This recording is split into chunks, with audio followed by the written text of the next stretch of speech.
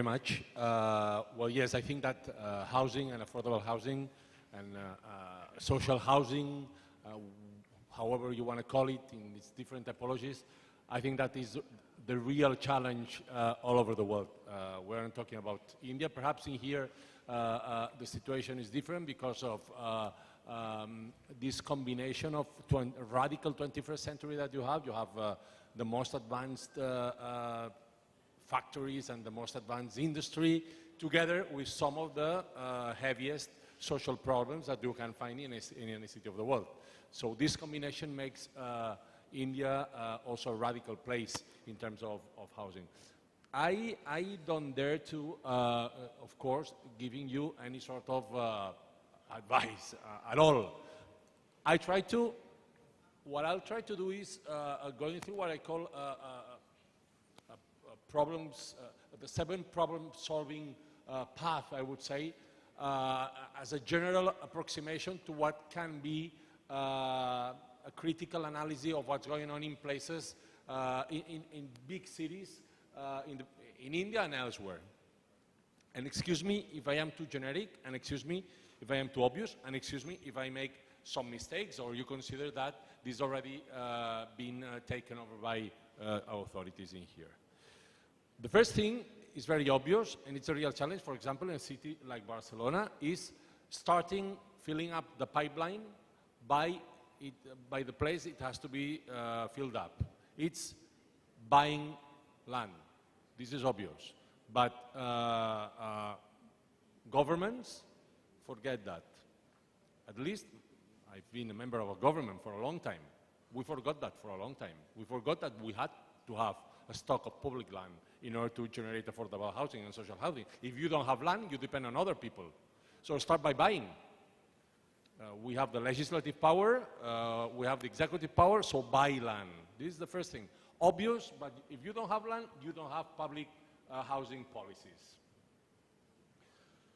The second thing is, try to win the battle before the battle starts. And we know that 3 things happen. And you have a battle when you have to fight developers. You have a battle when you have to fight migrants that try to place their dwelling wherever they can. And you have a battle when you don't have the correct typology of social housing or affordable housing. So try to win that battle. We know that developers are greedy. We know it.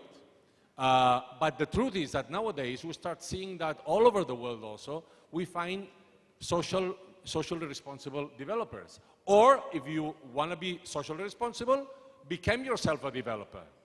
But public developers should never be second-class developers or second-division developers. Public developers have to become Champions League developers. They have to set the pace of the quality of the affordable housing of the whole country. Otherwise, what we have is a B-class type that make even greedier the classical developers. Migrants, people moving around the place. We know that they're going to come. We know it. We see that in Kenya. We see that we've worked a lot in Colombia. We've seen that in Colombia with the peace that was signed with the guerrillas a couple of years ago. Even more people are moving from the countryside to the city. So if we know it, why don't we put the solution beforehand? Typology. And I want to come back to that at the end, or the 7th typology. We need different typologies of housings. It is impossible to think about housings of men, women, 4 or 5 children. That's over. So we have to think beforehand what sort of typologies do we need in order to cover the demand. The third approach is value what is important. And I want to go perhaps through a very controversial issue. I'm sorry. We will have one way or another to consolidate what you have there. So slum consolidation, one way or another, will have to happen. There's been an obsession, and we in Barcelona, we made that mistake. I made personally that mistake, I thought that taking people out, we don't have slums as you have them anymore. We used to until 1987, not anymore. But we have quarters in a very harsh condition. So we thought that what was easy to do was taking out people from those places and putting them in other places where we built what we thought was good housing. And you know what we did? We destroyed the few things that people had.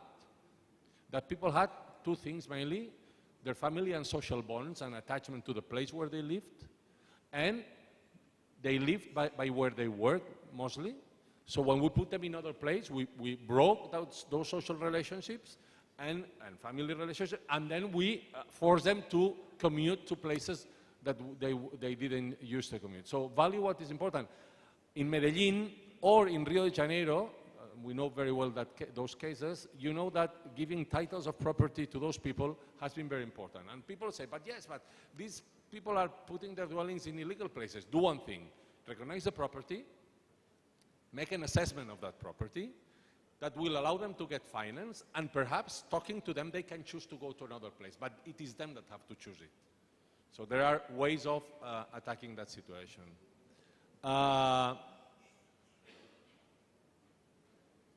Four, governments, cities have to have a public stock of public housing for rent, because it is the only way to control the market, and it is the only way to attack the problem.